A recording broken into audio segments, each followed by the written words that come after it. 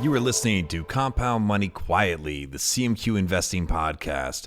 My name is Chris Franco, and in this episode, I'm answering a question or responding to a question about why Elon Musk tweets so much. And in fact, this has been something that I've been asked quite a bit over the last several months, but it just so happened that earlier today, during an Instagram live broadcast through the Charlie Munger Quotes account, we came across some news that Elon Musk announced that Tesla would accept Dogecoin as a form of payment if you wanted to buy Tesla merchandise. So there's an insight that I have, I could call it a second level insight, that I share with you in this episode. We'll get right to that in just a moment, but before we do, a friendly reminder to follow this podcast on Apple Podcasts and Spotify if you haven't already. It just takes a few seconds. It's totally free. And by doing so, you will never miss an episode. Every time a new episode is uploaded, you will have it in your feed. And if you'd like to be part of these Instagram live sessions, just follow Charlie Munger Quotes on Instagram. Now, with all that said, let's get to it. Dogecoin jumps after Elon Musk announces that Tesla will accept the meme coin for merch. Elon Musk tweeted today, Tesla merch buyable with Dogecoin. Now, let me explain what Elon Musk is doing, guys. I actually have something here that I think is not being said that is totally true. Elon Musk, or whoever runs his Twitter account, because in all likelihood it's not him tweeting, or it's not him tweeting all the time.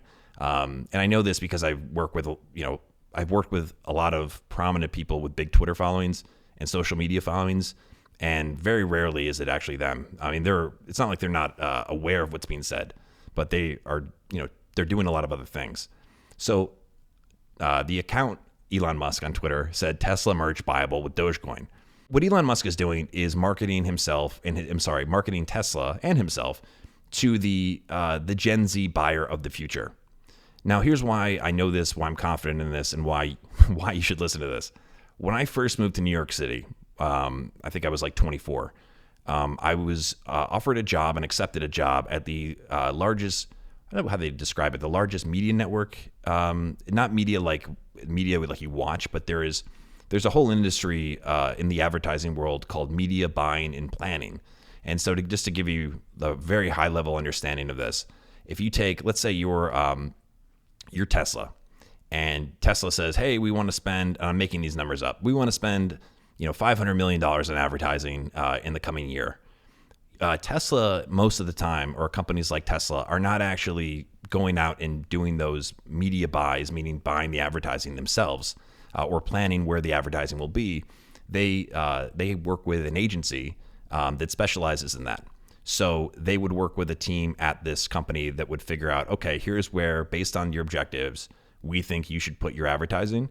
And then they go out and handle it with all the different places where you'd advertise. So, they might be doing digital buys on Facebook, placing ads on television, doing radio buys. This is not as common now, but like print. So a big media network would have, like a print division, audio, radio, digital, search, social, et cetera, et cetera, et cetera. So when I was at this company, and it's not a secret where I was, but I'm not going to shout out the name just for, it's not important, and it'll just get me off on another topic. When I was there, this was around the time when this company where I was working was absolutely crushed it in the years I was there.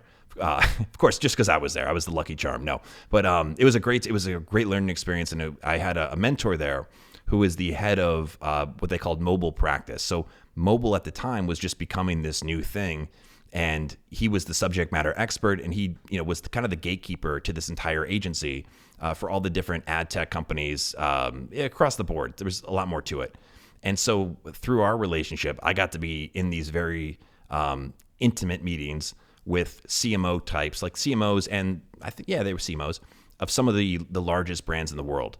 And, one, for example, like Macy's is an example, Gillette, I'm trying to think, just going back, it's been a while.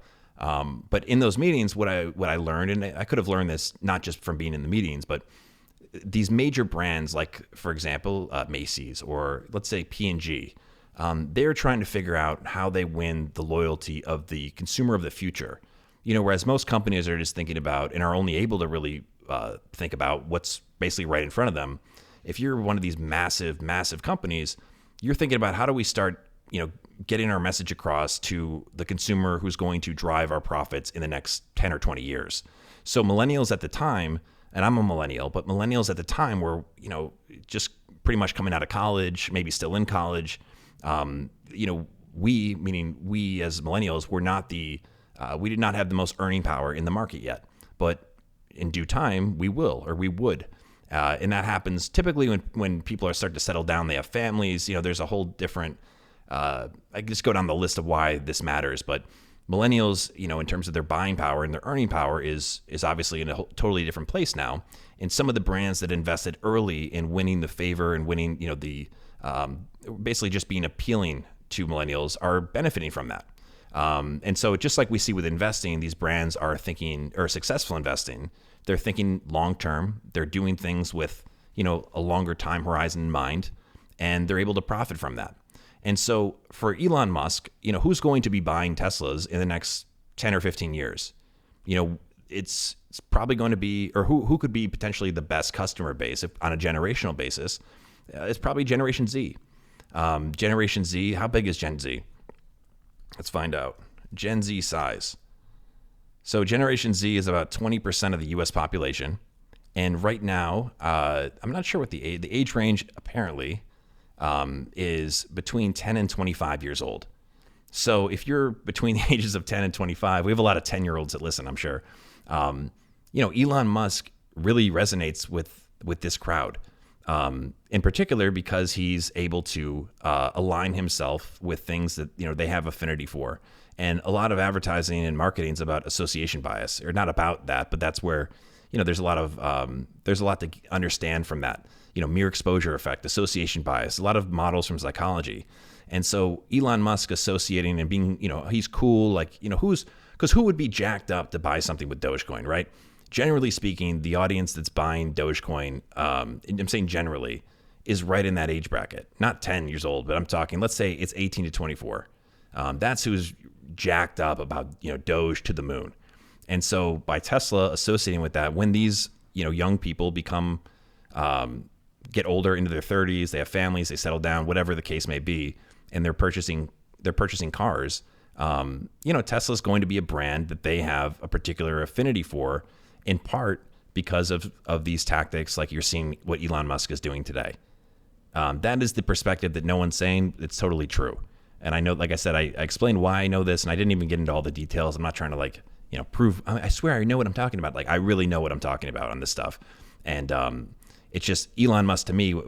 I see him through this light. I'm not knocking him for it, but it's just so apparent. I remember I had some people who started working for me what was this like? This is before COVID, so this would have been maybe 2 years ago. Who were the first time I'd ever really gotten to know some Gen Z people. They actually were both going to NYU at the time, and they were interning for me during the summer. And so I got to ask them a lot of questions about, because I'm in this space, I'm in the world of marketing. So I'm always very curious about, what resonates and what's, and recognizing that I'm no longer, one of the kids anymore. Right. And so what I found from them was Elon Musk, his Twitter account, he would post these memes that I never really understood, but then I saw from their accounts and what they were into that he was basically just mirroring them. He was mirroring this Gen Z meme culture on his Twitter account. So that's what he's doing. People can say, oh, he's trying to pump up the price of Doge. I mean, you could say that, and that's not saying that wouldn't help him either, because people feel like Elon Musk is winning some favor from people who are not billionaires. He's doing something for the people, right? But the bigger picture here is he's getting excellent free advertising and brand building for Tesla among the generation that will fuel the growth in the next decade. And that's going to be the Generation Z car buyer. A lot of the people that are so jacked up by Elon Musk's tweets and things like that, they are not in the market for a car, or they can't afford a Tesla because they're just at that early stage in their life. But when it comes time for them to choose what electric vehicle they want, Tesla is going to resonate with them in a way that that Ford, GM, and others don't. Because of what I think is very strategic and sounds smart marketing from Elon Musk. It's a little annoying that he's, I think a little reckless on his Twitter account, but that's what he's doing, and to his credit, he's doing it for free. The brands I mentioned earlier, I mean, the amount of money that was spent to start building, that kind of awareness and affinity among my generation. I mean, it's serious. It's serious money. Because think about the marketplace. There's so many brands. There's so many products. There's so much competition for our dollars. But the decisions we make, without realizing it, a lot of our brand choices, I mean, those brands have been working to establish that position in our mind for years, if not decades. Now, with all that said, remember what Charlie Munger says: the best thing a human being can do is help another human being know more. I hope you learned something valuable from this episode. And if you did, or you've learned something from any of our previous episodes, I would really appreciate it if you could leave a written review on Apple Podcasts. It only takes a minute or two, but it goes a very long way. Thank you again for listening and for supporting Compound Money Quietly, the CMQ Investing Podcast. My name is Chris Franco. We'll talk soon.